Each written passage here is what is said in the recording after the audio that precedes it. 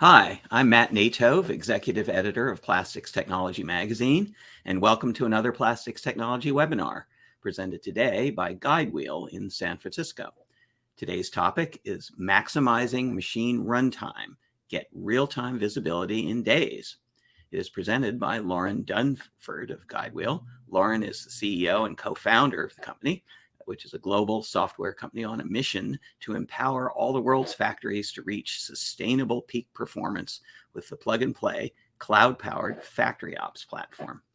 Lauren has an MBA from Stanford University and a dozen years of experience in supply chain and operations. She and her team currently work with over 70 manufacturers with over 120 plants across 5 countries to reduce lost production time, increase throughput, and perform better and better over time. Before Lauren gets started, I would note that if questions occur to you during the presentation, type them into your questions box at the bottom of the pane on the right of your screen. And now I'll turn the webinar over to Lauren. Terrific. Thanks, Matt. In terms of today's goal, we want to share a couple of new ways that manufacturers have been maximizing their runtime and driving other key metrics, both those immediate quick wins and over the longer term.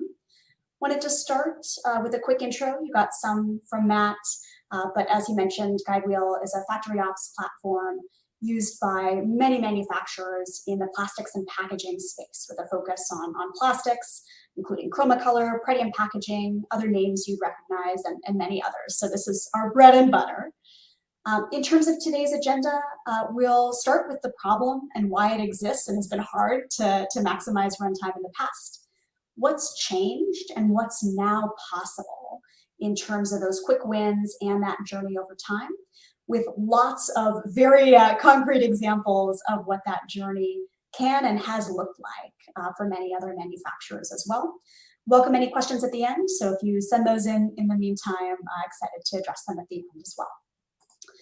To start with the problem, most manufacturers care a lot about runtime on equipment, because every bit of time that equipment is running is product you can be making and selling, revenue you can be bringing in from your existing assets. But most folks are losing actually up to 20% of that runtime. Sometimes that's a catastrophic breakdown, but it's actually far more frequently the human stuff, whether it's setups or changeovers. Fred is changing over a machine from product A to product B, forgot the material for product B, has to run to the back of the plant, grab a forklift, and boom, you've lost 40 minutes then and there. And those kinds of human things add up to a very big cost, which we'll talk about in financial terms later. But in terms of losing up to 20% of the time, obviously that's a very meaningful and real impact on the business. And something that the biggest manufacturers in the world spend huge amounts of money and bring in troops of consultants to tunnel into every machine PLC and build very complex systems to track and try to fix. But most, and that's 99% of manufacturers on the planet, are managing much more manually. You might recognize clipboards like this, or have Excel spreadsheets that you're wrestling with, or some machines with visibility, some without. And this is really the world that most of us are living in. For why this is still true and why so much is still manual, of course, whether you have one plant or many, you're probably running many different processes at a time. Whether it's extrusion blow molding, injection blow molding, palletizing, odds are you're doing a lot of different things to raw material before it becomes product that's ready for you to sell.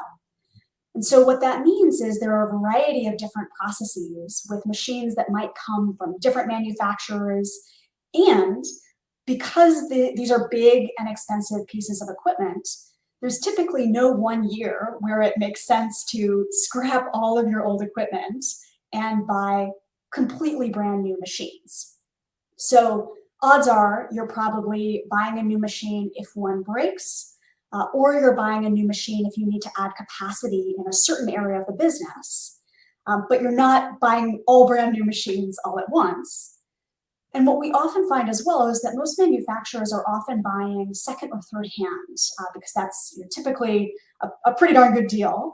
So when you look around any one of your plants, or if you have one plant, look around in general, odds are you're seeing a variety of different ages, makes, and models of machines, even within each process. And that many of those machines are quite old. The average age of equipment here in the US is 20 plus years and increasing. So a lot of these pieces of equipment, odds are, may not be able to connect to our cloud, let alone in a way that's consistent and easy for your team to use. And these pieces of equipment are being run every single day by humans. So everyone from your operators to your maintenance technician to your plant manager to your CEO and COO may be operating in an environment of constant human error and things going wrong. Within all of that, having everything tracked very manually on whether it's clipboards like this or massive Excel spreadsheets, even within very professionally run organizations. And what this creates is we're in an environment now where the pressure and uncertainty and global competition and supply chain disruption are creating a really challenging environment. Labor, raw material, supply chain. And within that environment, because most teams are operating with those different processes, makes, models, ages of equipment, all being run by humans, they're stuck guessing, firefighting, and losing time and money on those machines. One last human example here that might resonate with your experience as well on this kind of human pain of the problem.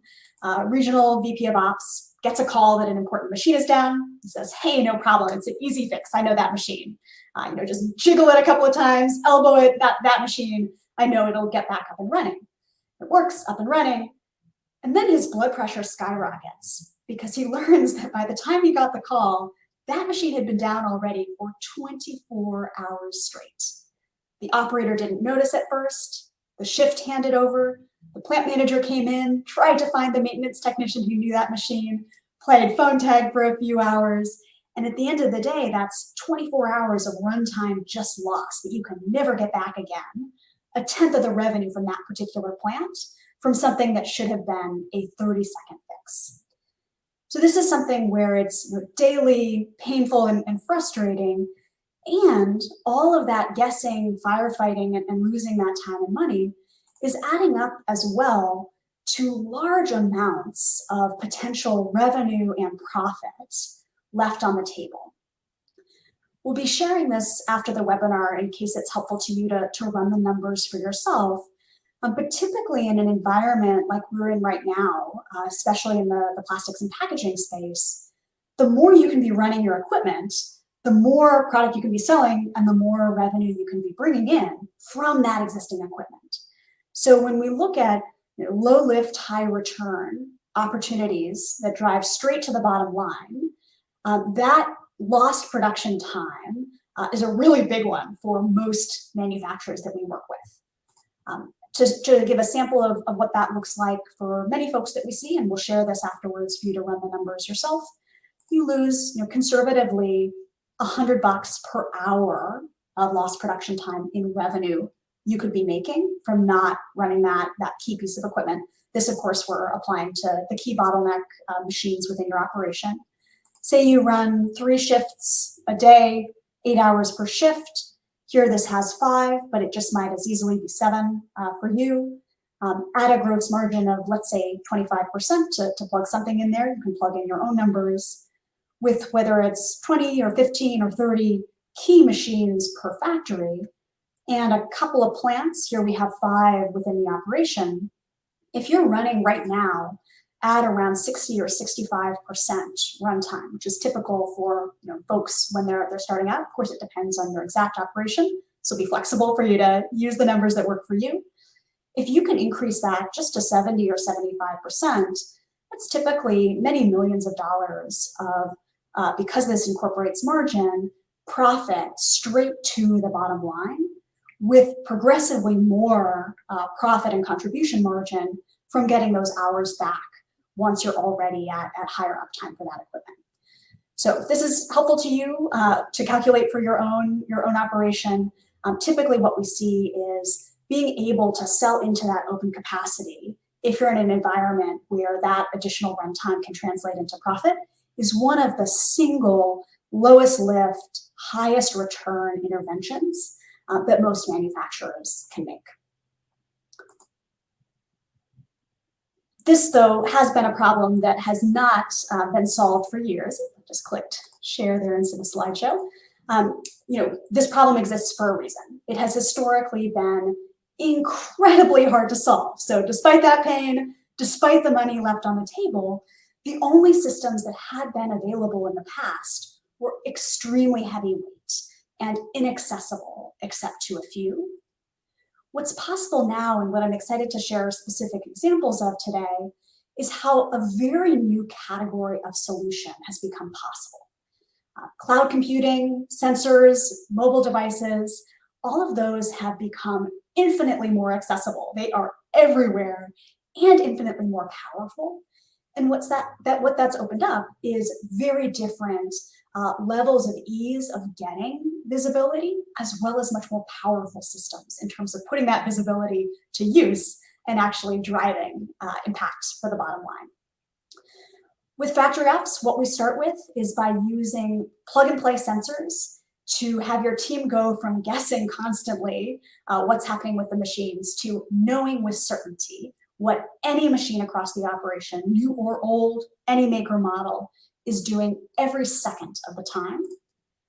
Go from firefighting constantly and being on that back foot to having the right escalating systematic alerts, getting knowledge out of people's heads and out of phone tag or pagers or texts and into a consistent and dependable system. And going from knowing you're losing money and time on those machines, but not being able to pinpoint or drive the impact to address it, to not only being able to pinpoint exactly where the highest return opportunities to get that time and money back are, but also visibly with your team, prioritize the 80-20, those highest return opportunities. So as a team, you're able to prioritize your limited time and resources where it'll have the greatest impact to get that time and money back. In terms of what this looks like, not only is it able to get those results in a much faster and easier way, it's also possible now for this journey to not be all or nothing. Either you invest in a really heavyweight MES or you're using spreadsheets and clipboards. Instead, it's now very easy to get complete visibility, and we'll talk about the examples of both how that can happen and what the team can do with that visibility, because no one wants data, you want results on the ground. It's then possible to layer on additional value at the pace that works for you. Crawl, walk, run is something a lot of the partners we work with talk about.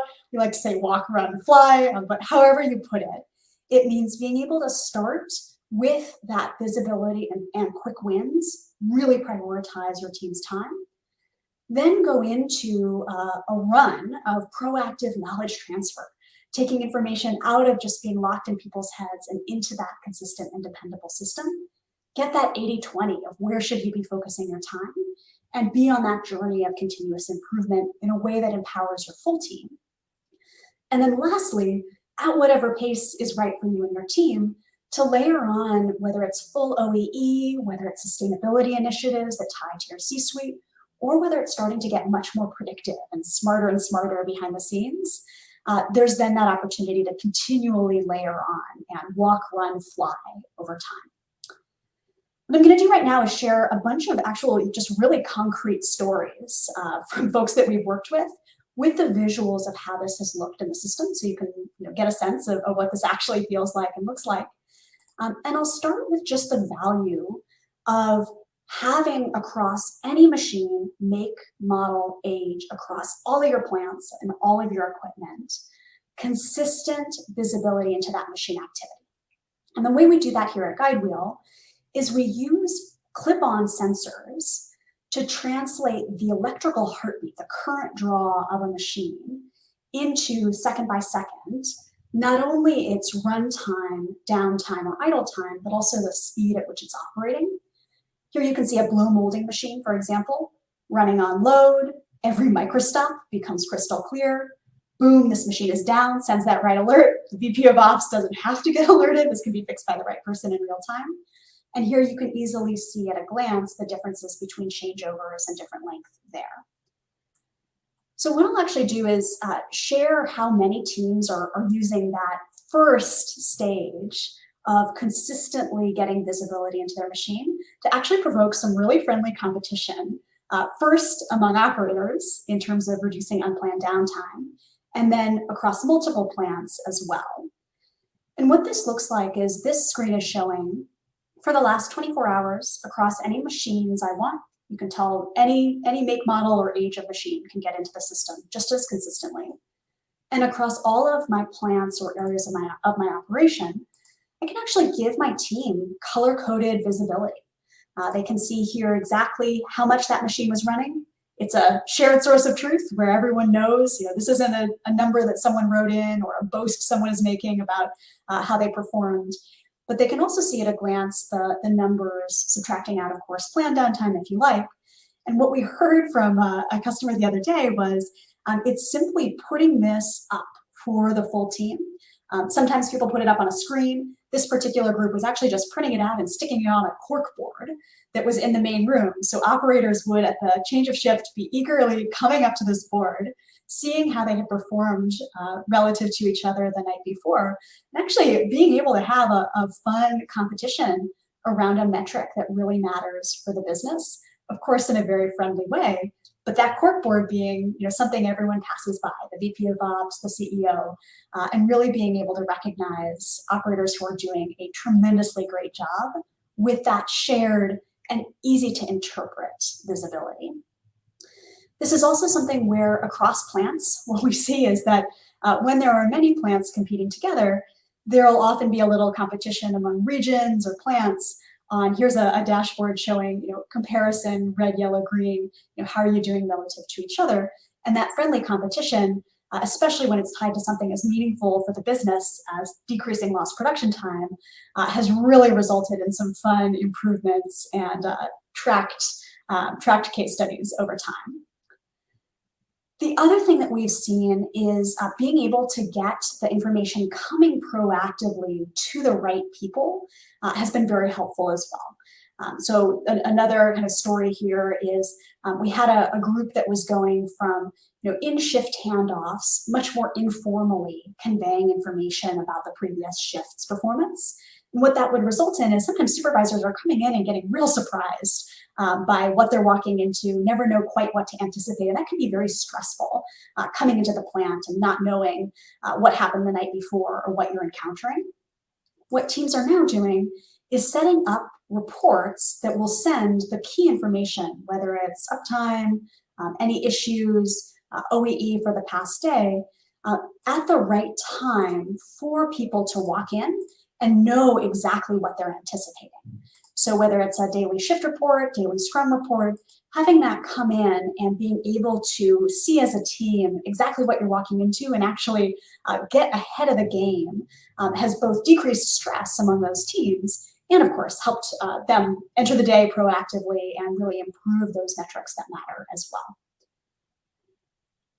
Last example of kind of gathering the team together around specific data. And this is an example actually from a multi-plant group where they were divided into regions, and VP of Ops running one particular region used to gather with his team on a weekly basis and spend up to 2 hours on the phone going through tabs and tabs of spreadsheets, trying to reconcile how the different plants were doing, understand how they could improve. And what they're doing now is they're able to pull up, whether it's the last 30 days or last 60 days, all of the information that they need across all of their plants at a glance and drill down into that information so that they're now spending 45 minutes max across that group, gone from 2 hours to 45 minutes. And they're able to see and have those conversations in a really grounded way and have seen up to 15% increases in runtime across those plant groups as well. So a really dramatic change from, especially for groups that are operating across geographies, being able to have at a glance all of those consistent, trusted sources of information about both how they're doing relative to previously and where there might be opportunities to improve. This is also something where in an environment where labor is consistently scarce, management talent can be really hard to find. Being able to leverage great managers or leaders across multiple geographies with that kind of visibility has also been a very big change for some of the customers that we've worked with. Last piece here, not just on visibility, but on engagement at the plant floor level and cross-training, especially in this environment where labor, we have sometimes new folks coming in on the floor who haven't necessarily worked the machines before. I just zoomed in on this blow molding machine.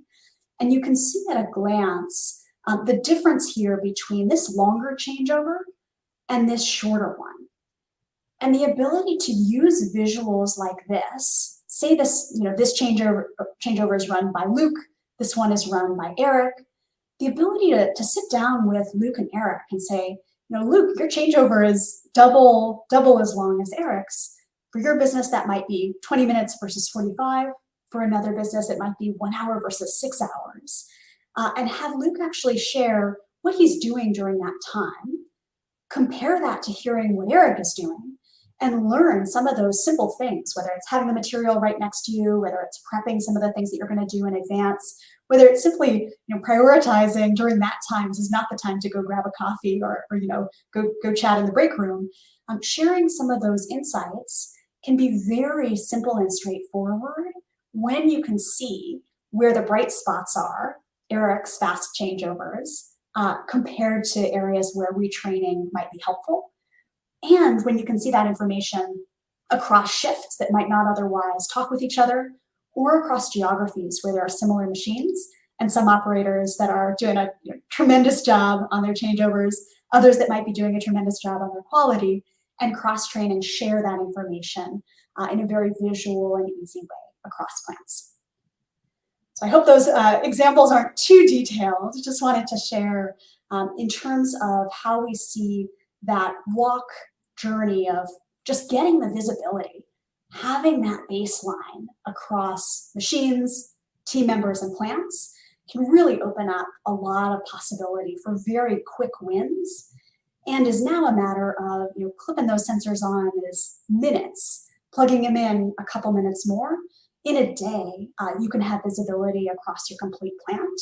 In a couple of days, you could have visibility across 5 to 10 plants. And up from there, this is now much easier to be able to get because of those changes in technology, and something where there is very low hanging fruit for high impact for your business. I wanted to now share a couple of examples of that run stage where you go from first just having the complete visibility, getting those quick wins, to starting to layer on a little more proactive knowledge transfer, getting information about what needs to happen with machines out of people's heads and into that consistent, dependable system of whether it's 80-20 analysis of where to focus, or whether it's alerting and having that automatically escalate, and how those continuous improvement processes start to look layered on top of simply the visibility. And that's where the first thing I wanted to touch on is alerts. This goes back to that painful example of the machine where it's a very simple fix, could have, if the right person got the right prompt at that moment, been something that didn't need to escalate even to the plant manager, let alone the VP of Ops, or cause those kinds of delays for a customer.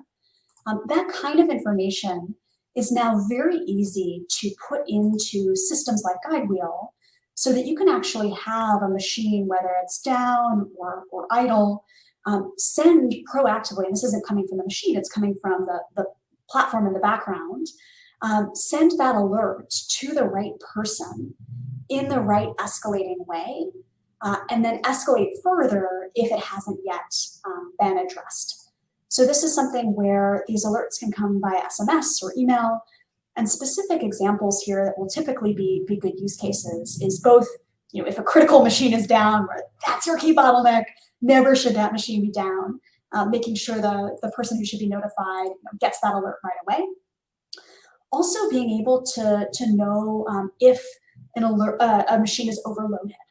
For example, if a machine is starting to demonstrate a different pattern of its heartbeat, its electrical heartbeat, than it usually would, actually having that alert go straight to the maintenance team. So they might be able to take a quick look at that right away. Another really good example of how we've seen alerts be used. And getting examples factories share every day of whether it's a compressor or a chiller or a key extruder, there being real ways where they've been able to be much more proactive in addressing problems before that results in a quality problem or a breakdown or something that really grinds the operation to a halt. So these proactive alerts can be very, very helpful in starting to turn phone tag or texts or very manual processes into something where you can see the systems, it can be consistent across plants, and you can get ahead of those challenges rather than having to react on the back foot and be firefighting. The other thing, it's one thing to get alerted, it's another thing to bring context from the plant floor about what's happening with your machines into a consistent system where your team can prioritize it. So here's an example of the kinds of alert. Here's an example of a text alert that a grinder has been down, and the way that whether it's operators on a tablet, supervisors, there are lots of different ways for that context to come in, but making it very simple for the color-coded downtime code. Of course, these are custom to your machines, to actually get associated with what's happening with the machine and combine that automatic visibility into what the machine is doing with the context from the plant floor is now, because of the cloud, much more easy and possible than it ever has been before. And this is something where the Guidewheel system in the background, many customers will have that play the stopwatch function. So the automatic system is tracking the exact duration of any changeover or downtime or problem with the machine. And then the context is coming in from operators or supervisors or plant managers on what did that mean, so that as a team, you can actually roll up your top causes of downtime and see exactly where those problems are happening. An example of this would be an example I heard just the other day of an operator that was on the night shift, noticing that when he pulled up his Pareto of the duration of problems, he was really losing a lot of time to jams in the chute for his machine. And so he had been entering that data in a system like this, pulling up that Pareto and seeing, gosh, this is my number one cause. I didn't even realize, these things were happening on and off, but I didn't realize how much time that was costing me. Let me take a look at the day shift and see that they actually have no problem with jams in the chute. So this night shift operator, Brian, saw this being a problem, went to the day shift and said, how come Brent, to the day shift operator of the same machine, you aren't suffering from this problem? And learned that there was actually a really simple fix. In this case, what the day shift operator was doing was making a couple of changes to how he was loading the machine that resulted in jams not being a problem at all. Now the night shift operator was able to easily adopt that, and within a week was no longer seeing that same jam problem being an issue. So that visibility, making it surface what the biggest problems are, so that it makes sense then to see where those are a problem and find those right spots, make those simple fixes through a little bit more visual analysis of the data. Similar example, but with a different one, is this kind of Pareto of 80-20. Where am I losing, whether it's the most time in minutes or the biggest frequency of stoppages or issues on my machines, can also be much more helpful when you can drill down and not just see, I click here on changeover and see exactly where I lost the time, but also when you really start to drill down and see where are those issues happening. Are they happening on certain machines more than others?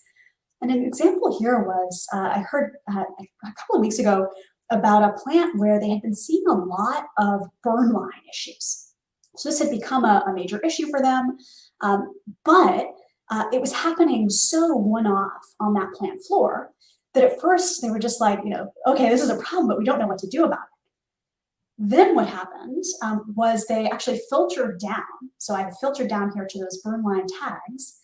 And when I see which machine it's happening on, I just clicked over it. It's only happening on extruder 2. It's the only machine where all of those burn line incidents are happening. So they were able to actually drill down and say, this is not a plant-wide issue across all of our 10, 15 extruders. It's really just extruder 2. We can now deep dive, and they ended up pulling out the screws from that extruder, seeing they actually had burn in the barrel, and being able to fix it right away because of using the data to drill in on from where we're losing all of that time, where is that issue really happening. Last example here, there's also a kind of benefit to being able to see, not just where are our issues, but where might we have issues that we don't even know about being tagged yet. And here's an extruder that looks just gorgeous, running on load, very perfect. And I was hearing from a plant manager that they actually saw and zeroed in on an extruder that looked too perfect. It had 100% downtime for too many days. And they realized, oh no, that's actually meaning that that machine isn't being cleaned. Which means if it's not being cleaned, this machine that has beautiful runtime might actually be producing bad parts. So that was using the data of running too much, and of course they can set up an alert for this in just the same way, being able to prompt a conversation with the operator around the importance of cleaning. Similarly, you can imagine having that data prompt a conversation around the importance of preventive maintenance and being able to proactively flag when some of those preventive measures aren't being taken.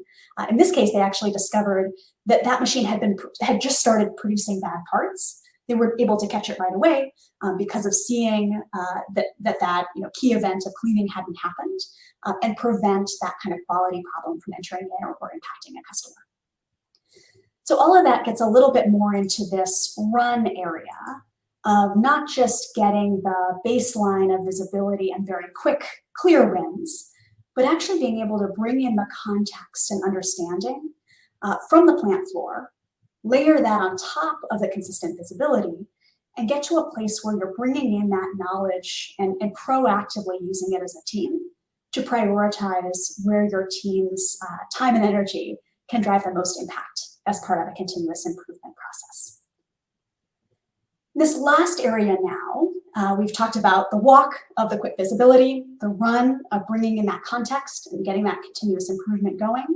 I'll share a couple of examples here of, at whatever pace it makes sense for your team, the kinds of things that are now possible to do over time to really get into that fly mode. And one of those, of course, is getting into full OEE. So being able to pull in not just that runtime piece. If your machines are running, you're much more likely to win. But of course, not only do microstops matter, so do things like the machine speed, total production, quality, etc. And that's where systems like Guidewheel and a FactoryOps visibility can pull in from your ERP or from your existing system and push out to get that production visibility and quality visibility, not only combined in a nice visual so that your team can use it to make improvements, but also increasingly get those predicted as well. The system actually learns based on the automatic data coming in from the machines and what it's pulling from other systems to get even more predictive on that full OEE piece. Not where most factories want to start. Most folks want to start first with runtime because that's the 80-20. But over time, being able to look to full OEE is something that most of the manufacturers we speak with want to see at some point in the future, and where the system lets them layer that on at exactly the moment that they want. And this is an example where we've actually seen customers just make tremendous improvements with that full OEE visibility in the system. An example going from 41% OEE to now well over 70%. Obviously, that's the gold standard metric to be tracking. The impact of 41% to 70+% is massive for the business. And those are the kinds of improvements where at that fly level, the impact to the business can just be greater and greater, and of course, increasing over time.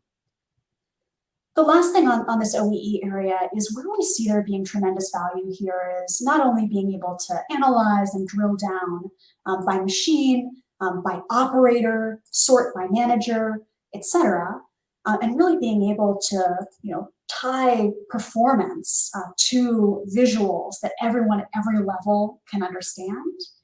It's also being able to see in that visual the consistent kind of where can we improve across runtime, performance, and quality, all in the same green, yellow, red type visual structure, where it's comparing actuals to target and making that very clear across the team, where we're doing great and where are we not yet doing great. Everyone loves to win the shift, win the day, win the week, and having that very visual system and the ability, of course, to be able to tie it to how did I and how did my team do. Very, very helpful.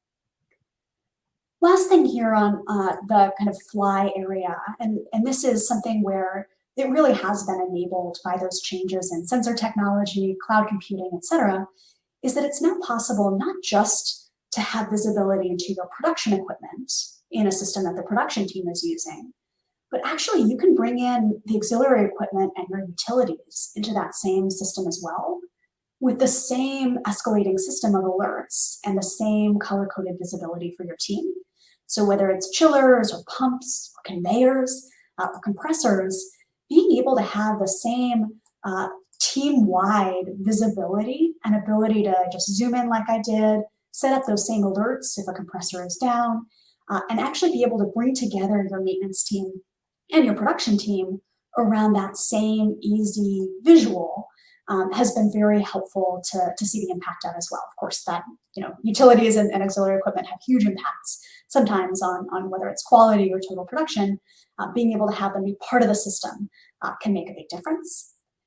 And then the last piece in that same area, being that especially as sustainability increases in performance, in importance, whether it's at the C-suite level or overall, this same type of system across production equipment, utilities, etc., actually brings in, because it's using the electrical heartbeat of the machine, a full energy management system that can tie, for a lot of customers, to their sustainability and their ESG goals. And that's, of course, once you have a system being used, operator, supervisor, plant manager, VP of Ops, CEO, all across those levels, starting to layer on that sustainability impact is part of the fly, usually not what people start with, but can be a real mover and shaker for the business as well in this world that we're living in. And then the last piece here is when you think about not just the day-to-day improvements and ability to keep moving that needle and keep improving OEE, sustainability, runtime, et cetera, but also the ability to match what you're selling and demand for your products to where there's capacity among your plants or the platforms you're selling or the machine types you have. You can start to get very, very smart about how to, by geography, by capacity, match those things and gain a very strong competitive advantage for your operation. So being able to see across those plants, being able to easily in real time compare and make those decisions can let you not just be able to sell in and meet a demand for a product at exactly the right moment, nail that on-time delivery, really sell into that capacity that you have and gain a strength from speed. It can also, of course, by being able to get the most out of your plants and match those things, help quite a bit in terms of competitive advantage on cost as well. With the benefit that because this is all cloud-based, like we were talking about, the system behind the scenes is getting smarter and smarter and smarter, not just on your business and your machines, but in general and overall. So your power in terms of your ability to improve and compete is just increasing and supported by technology that's actually getting smarter and smarter with you and your team as well. So to go back there, we talked about that complete visibility, the quick wins you can get at the walk level, that proactive knowledge transfer, alerting, focusing on that 80-20 at the run level. And then in this fly layer, crawl, walk, run, fly, being able to layer on whether it's OEE, predictive alerting, matching capacity to demand, or that sustainability side, layering on those pieces at the pace that's right with your team, and not having to just say all or nothing, but really being able to start small and scale is pretty transformative in its impact in terms of what we've seen. So in terms of last key takeaways, before I close and open up to questions, the change here that's happened with falling sensor costs, improvements in cloud computing power, and improvements in the fact that everyone is holding a very powerful computer in their laptop as well as their smartphone and tablets, is that real-time visibility is just light years more accessible through FactoryOps than it ever has been historically. What that creates is because you can have complete visibility across that patchwork of different processes, machine types, makes, models, ages, you can actually find so many quick wins within your existing machines and your existing team, which are critical in this moment when labor and talent are so scarce. So that complete visibility, just creating huge opportunities for quick wins. And then from that baseline, teams being then able to layer on and progress at their pace into technology that gets smarter and smarter with them over time and layers on where they want to go next, from OEE through to capacity and demand matching. And I'll stop there and open it up to any and all questions. And goes without saying, we are always eager to learn from what your experience is, what your key challenges you're facing are, and always eager, of course, to continue to develop solutions that meet you where you're at and have the best impact possible. Great. Thank you, Lauren. I think that's been a very impressive demonstration that this kind of machine visibility not only tells you what's going on, but actually makes you a better manufacturer at the same time. Now, in terms of questions, we have one interesting one. Can you use a PLC that's already installed on the machine with your system? Yeah, great question. So if you have machines that already have PLCs, what we've built is a system that can take in data through APIs as well as push it out and make it accessible through APIs. So happy to connect and take a look at the specific PLCs that you have. The platform we've built, though, is sensor agnostic. So over time, the vision is that it can take in not only from the diversity of sensors that are available, but also potentially connect into those PLCs. I'd have to know the specific example there, but always happy to take a look if you have an example you'd like to share. Okay.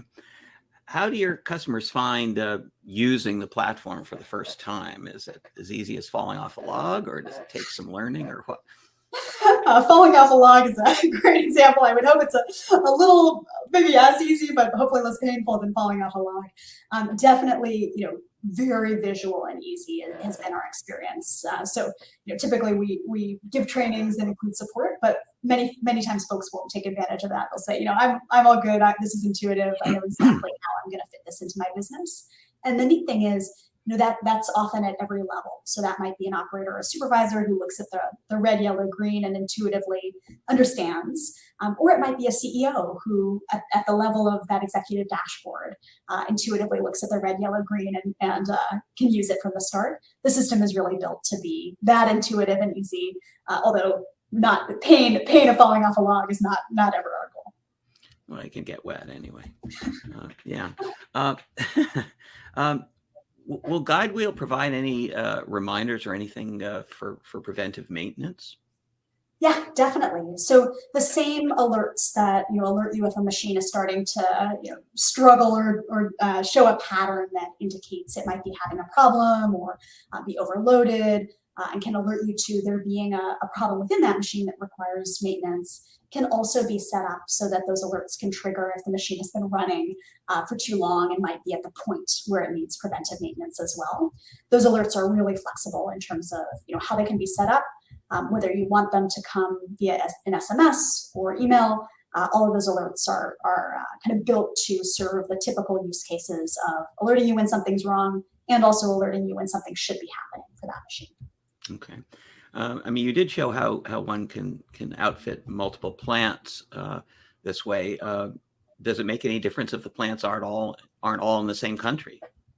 Great question. Not at all. The neat thing is, and Just one of the things I had hoped to convey in this is technology has improved so much with the cloud that it is just as easy to clip on, two machines that are 200 feet from one another as to install in plants across, some of our customers, we have plants in 4 different countries, five countries, even across a single customer.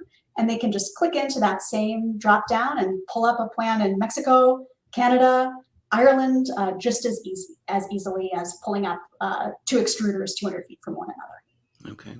Yeah, so you did spend some time talking about extruders and blow molding machines. What about injection molding machines? Yeah, I should have done a more diverse group of machines because we certainly have thousands in the system, and lots of injection molding machines, lots of thermoforming machines, as well as pretty much any other machine that you can think of. Odds are we've got it in the system. So yes, definitely works well on injection molding machines, and within the plastics and packaging space, if you have a certain machine, odds are we've got it in the system. Okay. And how would a user measure their ROI for this system? Yeah, great question. So that will go back actually to that handout. Let me see if I can pull it up in case this is helpful.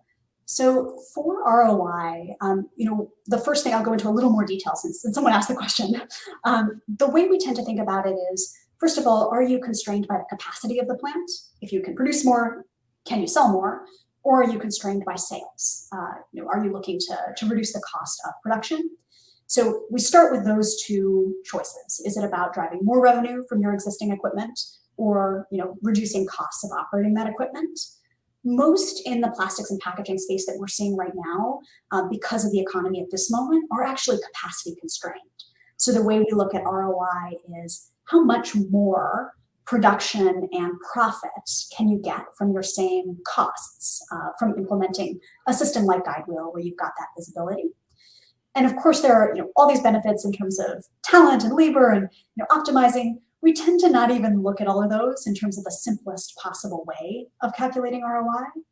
We tend to look at it from a perspective of, if you've gone from 70% to 75%, or more usually 65% to 75%, what does that translate into in terms of dollars, not just in terms of revenue, but to the bottom line? And this calculator, of course, updated with whatever the relevant numbers for you might be. And we've shared it as an Excel, so you can plug in your assumptions and see what pops out, make any updates to the calculations that you want, and see exactly how that's being calculated. This is the typical metric we would use to just think about the scale of potential ROI, which is usually compared to the accessibility of these systems. Total cost, thinking about installation, cost of everything, et cetera. That cost has decreased so much as well that typically it's a pretty darn good ROI relative to all the investments that you could be making. You mentioned capacity constraints being an issue today, but labor constraints are another huge issue. Does Guidewheel have anything to offer in a solution there? Yeah, lots of things. So labor is the topic on everyone's mind right now.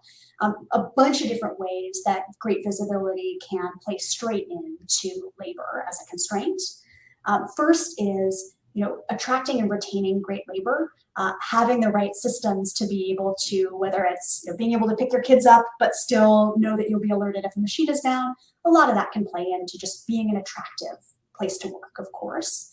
And if you have some great managers on your team, being able to leverage their talent, whether it's management talent, maintenance knowledge and details of the machines, whether it's actually process improvement knowledge, having cloud-based visibility, whether it's Guidewheel or another system, to leverage that talent and have them have data-driven conversations where they're pulling up that detail with the teams that they're working on, can actually make really amazing talent double or triply leveraged across your organization as well. So that's an area where, of course, we see the system play in.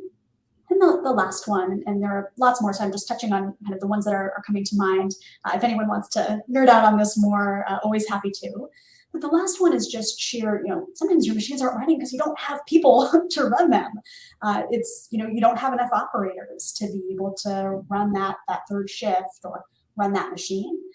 And in that case, that same Pareto analysis of where are we losing time and money on our machines can actually play a role as well, where being able to see that tag of no operator, actually one that we have here in the system, and how much time and money you're losing due to that area is something that a number of manufacturers we work with have actually used to make data-driven decisions around how to fill those gaps in very creative ways. Being able to see the exact financial impact and then make trade-offs based on that, whether it's across plants or across machines, has actually helped them address that issue as well, of just not having the labor to run the machines.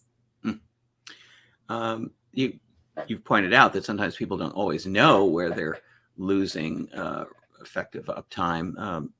In general, what would you say is the most common cause of downtime that you've discovered among your customers? Yeah, changeover and setups nearly always.